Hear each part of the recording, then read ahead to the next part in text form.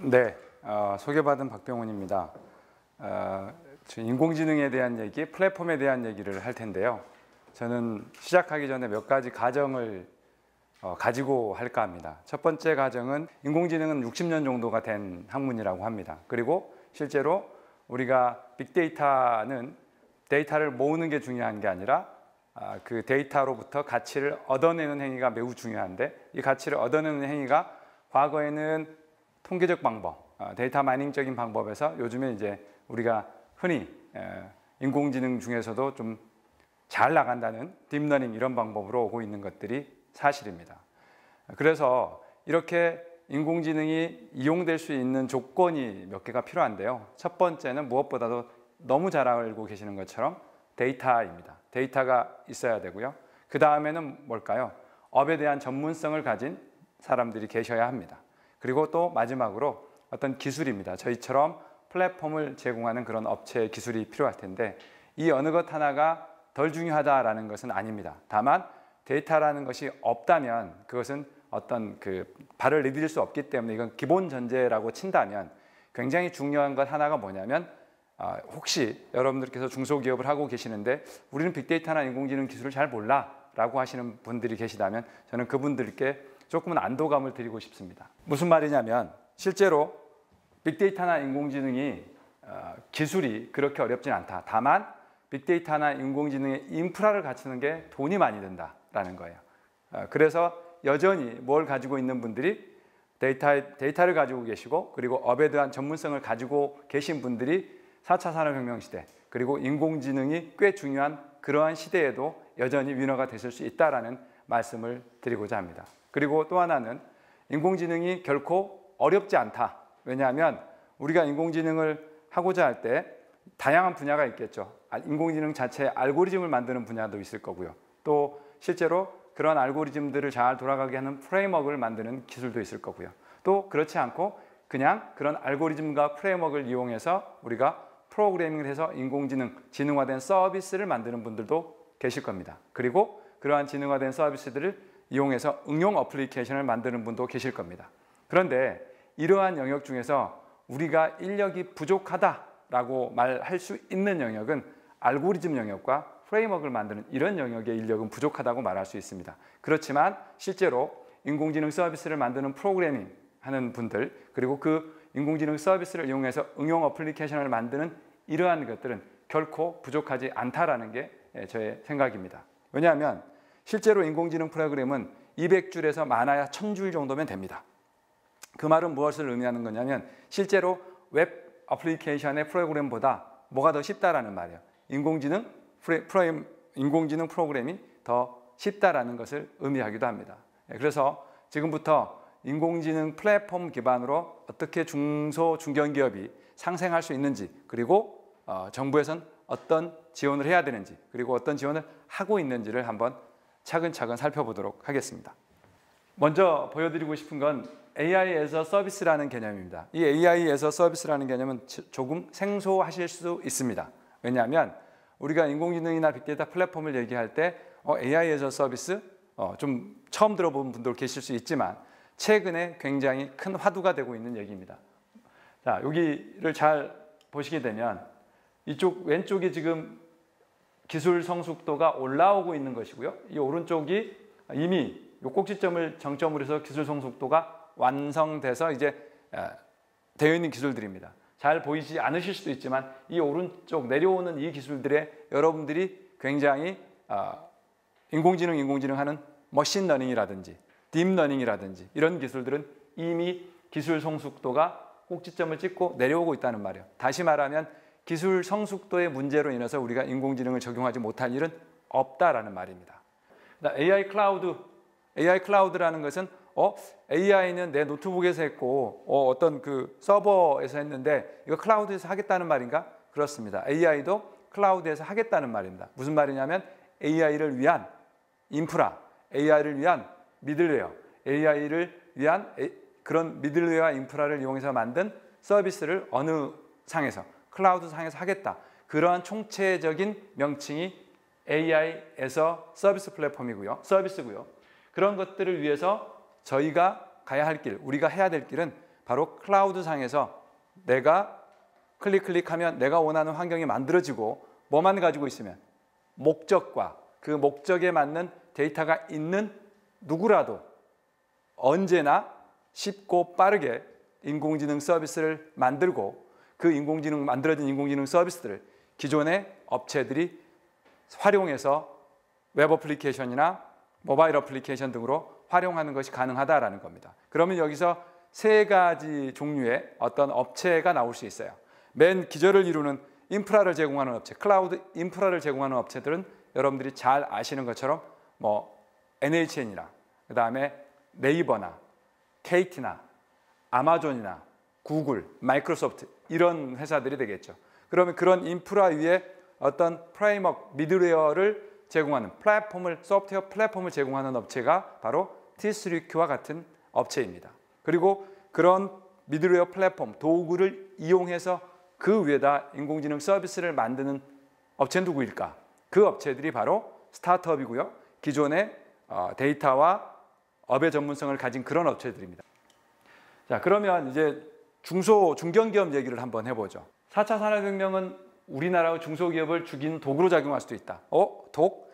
이 기회 아닌가? 4차 산업혁명이 기회로 여겨지는 것도 있지만 중소중견기업한테 독이 될 수 있다. 왜냐하면 4차 산업혁명에서 특히 빅데이터 인공지능을 중소기업이 적용하기 위해서는 굉장히 많은 인프라 비용과 플랫폼 비용 그리고 기술 비용을 지급해야 되는데 사실 중소중견기업들 5천만 원, 1억 쓰기도 힘들잖아요.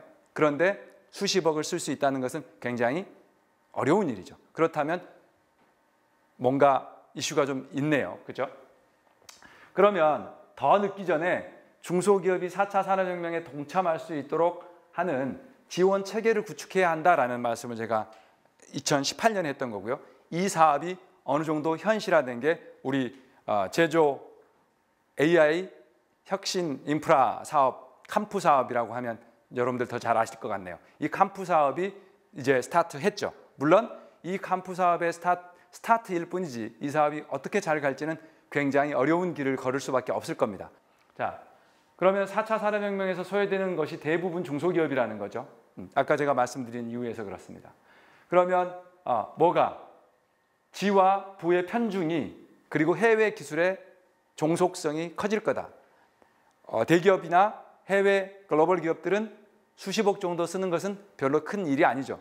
누차 말씀드리지만 중소, 중견기업한테는 수천만 원도 굉장히 큰 비용일 수 있더라. 그래서 중소, 중견기업을 위한 4차 산업 생태계를 조성할 필요가 있고 이런 것들을 해 주셔야 하는 게 어디냐? 중소벤처기업부에서 중소기업들이 4차 산업혁명에 동참할 수 있도록 중소기업들이 빅데이터와 인공지능을 서로 도와가며 개발하고 실험하며 자신들의 비즈니스에 적용할 수 있는 생태계를 조성할 필요가 있다. 운이 좋게도 일단 뭐는 시작했다. 캄프에서 제조 혁신을 위한 스마트 팩토리 고도화를 위한 AI 플랫폼 사업, 클라우드 위에 AI 플랫폼 그리고 그 위에 스타트업과 업의 전문성을 가진 스마트 팩토리 업체들이 좋은 서비스를 만드는 이런 사업은 시작했다. 하지만 스마트 팩토리만 우리가 중소, 중견기업의 영역이 다는 아니죠. 자, 그러면 이러한 플랫폼을 구축하고 활용하면 어떠한 효과가 있을 것인가에 대한 얘기를 한번 해보도록 하겠습니다. 자, 과거에 우리가 스마트 팩토리를 예로 든다면 하드웨어 중심의 스마트 팩토리를 했습니다. 즉 어떤 기업에게 5천만 원, 1억을 지원해 하면서 자, 한번 해보세요. 이런 거 깔면 좋아요. 이런 거 쓰세요. 이런 거 했단 말이죠. 그런데 이제는 그런 하드웨어 중심의 스마트 팩토리에서 인공지능 소프트웨어 중심의 실질적인 스마트 팩토리로 가야 한다. 그리고 이러한 스마트 팩토리는 어떤 업체 하나가 주도적으로 할 수 있는 것이 아니고 다양한 스타트업 그리고 기존의 업의 전문성을 가지고 있던 회사들이 동참하는 생태계 안에서 이루어져야 한다는 것이고요. 그렇게 된다는 것이고요. 팩토리로 전환이. 그 다음에 획일형 스마트 팩토리에서 맞춤형 스마트 팩토리로 가야 한다. 아마도 스마트 팩토리가 실패했던 이유 중에 하나도 그냥 딱 맞춰놓고 이거 갖다 쓰세요. 그런데 우리는 그거 갖다 못 쓰거든요. 예를 들면 ERP, 우리하고는 전혀 다른 ERP를 어찌 쓰라고 합니까? 그러니까 돈 준다고 하니까 일단 깔았어요. 예.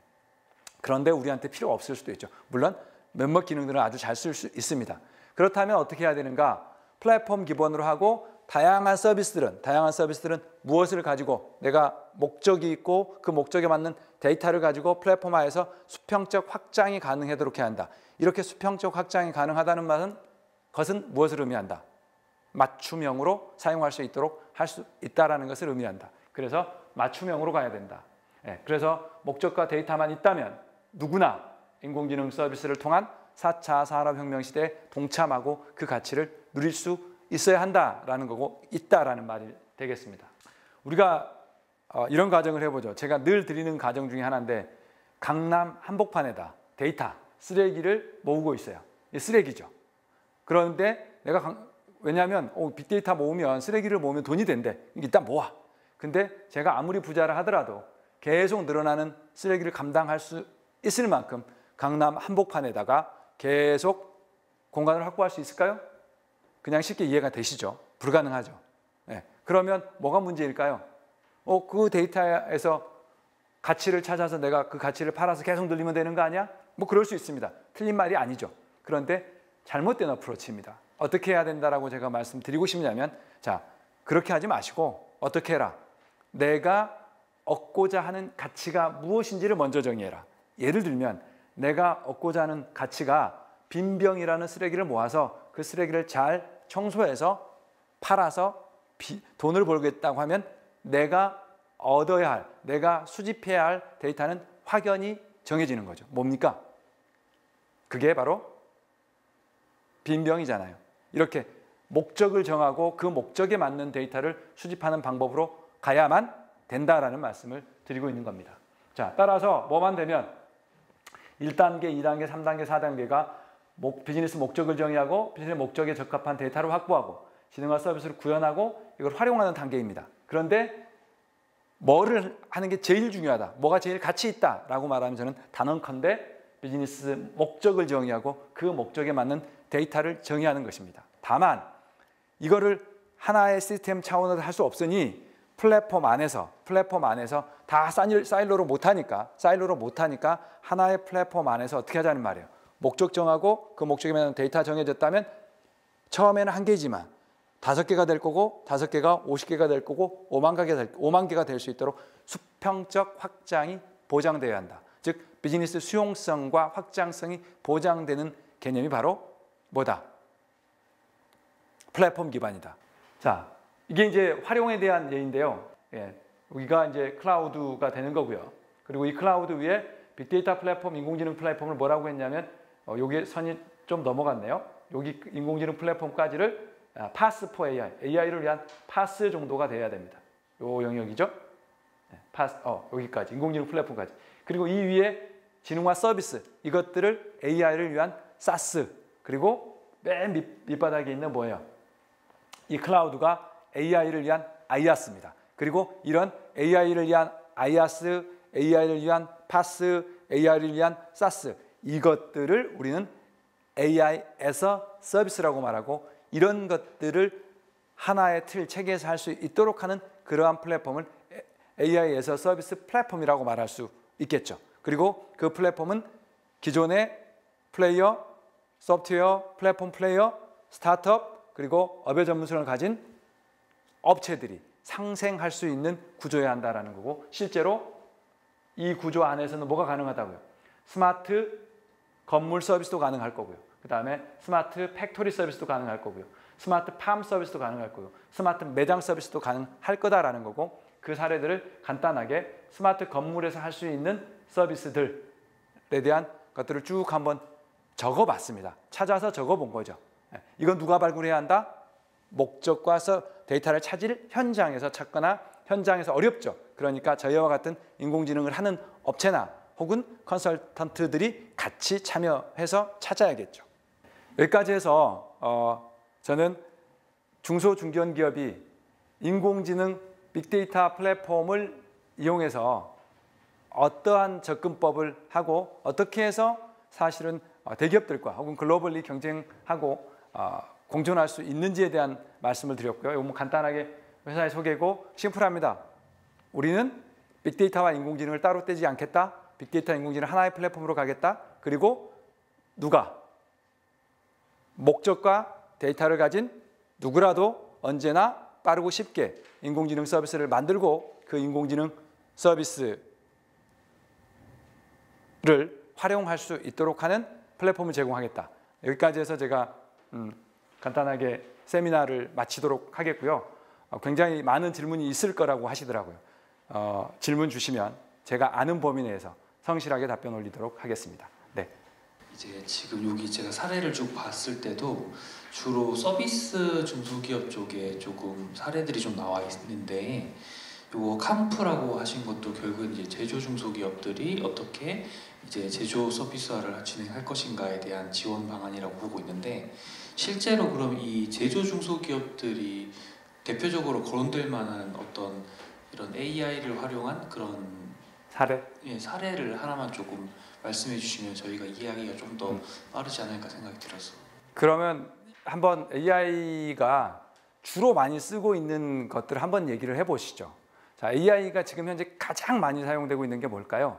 비전 인식, 이미지나 영상을 가지고 하는 것들입니다. 비전 인식에서 가장 많이 쓰이는 게 여러분들 사람 인식하는 거죠.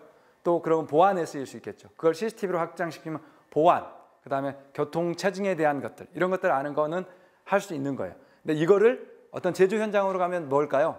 이게 우리가 실제로 다 양불 판정을 해야 될 거잖아요. 어떤 필름을 만들었으면 그 필름이 이게 불량인지 아닌지를 판단해야 될 거잖아요.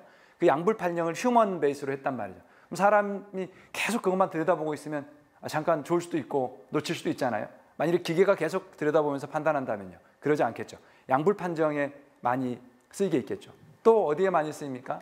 실제로 어떤 데이터들을 기반으로 어떤 설비에는 온도나, 그죠? 온도나 뭐 그 설비를 사용한 기간이나 혹은 다른 습도나 이런 상황들을 기반으로 해서 이게 이상하다, 이상하지 않다라는 걸 판단한 이상 탐지의 영역도 있습니다. 그런 영역에도 많이 써요. 자, 또 실제로 또 많이 쓰는 것, 즉 영상 이미지 분석 많이 한다라는 말이에요. 또 많이 쓰이는 건 뭐냐면 제가 지금 이 하고 있는 이 얘기를 어떻게 하냐면 다 뭘로 바꿀까요? 텍스트로 바꿔요. 그런 다음에 이 친구가 하고 싶었던 얘기가 뭔지를 핵심을 요약해내. 그런 것들은 뭘까요? 그게 바로 텍스트 분석입니다. 과거에 이러한 텍스트 분석을 하기는 굉장히 통계적 접근이 어려웠어요. 근데 지금은 굉장히 편한, 굉장히 발전한 수준으로 가요. 그럼 이런 텍스트 분석을 해서 알고 싶은 건 뭘까요? 얘가 어떤 민원을 치면 얘가 어떤 종류의 민원이야? 얘가 어떤 말을 하고 있어? 이런 것들을 요약할 수 있어요. 심지어는 내가 계약서를 작성하고 싶은데 이 계약서가 어떻게 적어야 돼? 라는 계약서 작성을 추천할 수도 있습니다. 이런 텍스트 분석의 영역이 있고요. 그러면 그러한 것들이 현실적으로 어디다 쓰이냐라는 것은 아까 제가 말씀드렸던 건 텍스트 분석이라든지 영상 이미지 분석이라든지 이런 강화학습을 위한 이런 것들인데, 그것을 찾는 것이 누구의 역할이에요? 지금 이 세미나를 듣고 있는 분들의 역할이고 같이 찾아야 돼요. 제가 이렇게 말한다고 해서 제가 그걸 다 찾을 수 있는 능력은 존재하지 않습니다. 신이 아니에요. 그거를 찾을 수 있는 사람이 위너가 되는 거예요. 무엇하고 똑같냐? 여러분들 우리 플랫폼이라고 말하지만 마켓컬이라든지 뭐 카카오 택시라 이런 거 다 말했어요. 누구나 생각할 수 있었죠. 근데 가장 먼저 찾았고 가장 먼저 실행한 사람들이 뭐가 되고 있어요? 앞서가고 있고 돈을 벌고 있지 않습니까? 인공지능 별로 다르지 않습니다. 그래서 인공지능에서 중요한 것은 정말 핵심 알고리즘이나 프레임워크를 개발하거나 아니면 뭐가 중요하다. 내가 어떤 아이디어를 갖고 뭘 할 건지를 찾아내는 것이 훨씬 중요하다는 말씀을 드리고 싶습니다. 중소기업 중에서도 아니면 스타트업 중에서도 그냥 인공지능 서비스 자체를 제공하는 업체들이 아까 말씀해 주신 것처럼 많이 있다고 생각을 하는데, 대중소기업이 상생할 수 있는 것도 저희가 지원을 해야 하지만 경쟁할 수 있도록 조성하는 환경도 중요하다고 생각하는데, 거기에 있어서 중소기업이 가질 수 있는 강점이 어떤 거라고 생각하시는지.